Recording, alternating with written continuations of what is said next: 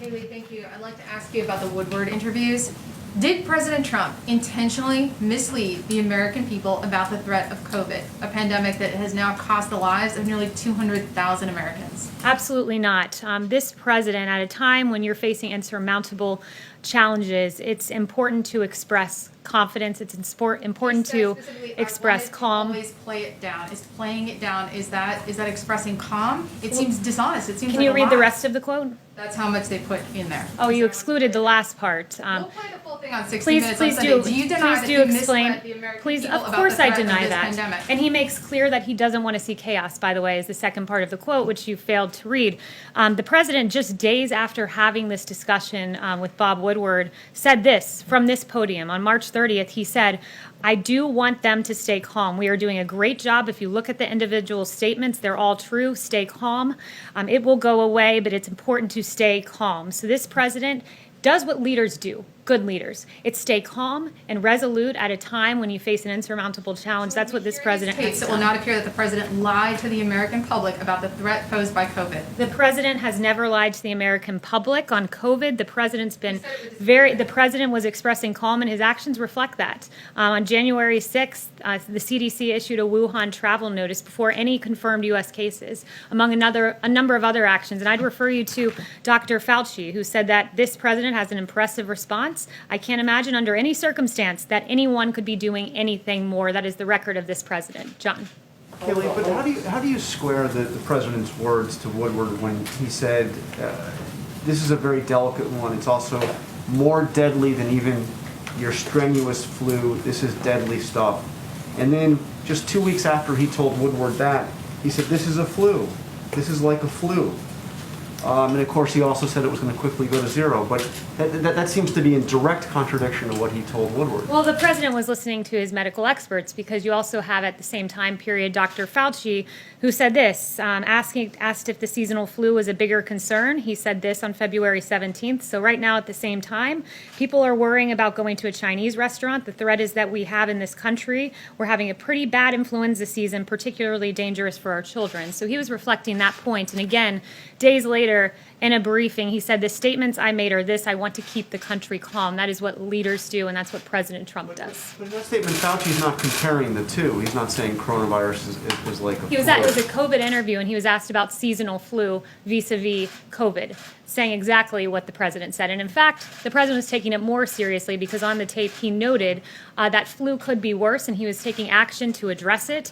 Once again, context matters. That 0 reported COVID cases. The CDC was implementing public health screenings. House Dems were preparing to file their first briefs in impeachment. 1 reported case.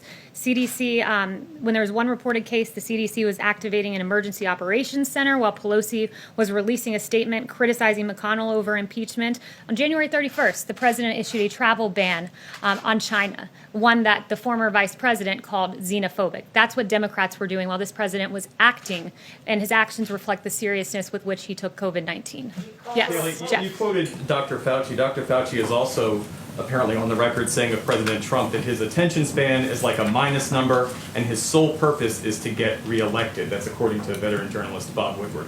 I think the bottom line here is that the president, by his own admission in private on the record, acknowledged the depth of this crisis, and yet told the American people something very different. How is that, at its core, not an abject betrayal of the public trust? The president has always been clear-eyed with the American people. He was always clear-eyed about the lives we could lose. Again, from this podium, he acknowledged that this was serious back in March, that 100,000, 200,000 lives could be lost. And with regard to Dr. Fauci, you're referring to a quote he allegedly told Bob Woodward, and I can give you quotes that we can all play on loop and video of him saying that this response was impressive, and he can't imagine anyone under any circumstance doing anything better.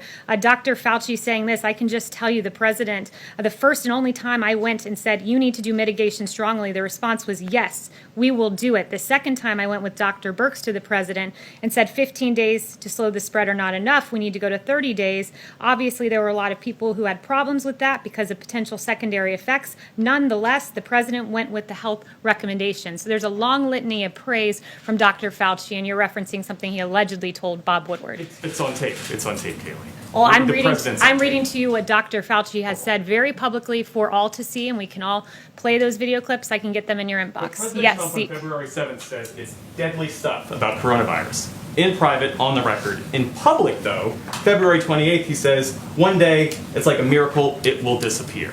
Well, It's one thing to, as a public figure, not to try to incite panic. It's a very different thing, respectfully, to lie and mislead the American people about a crisis that has claimed nearly 200,000 American No one lives. is lying to the American people. One day COVID will go away. I think we can all hope for that day.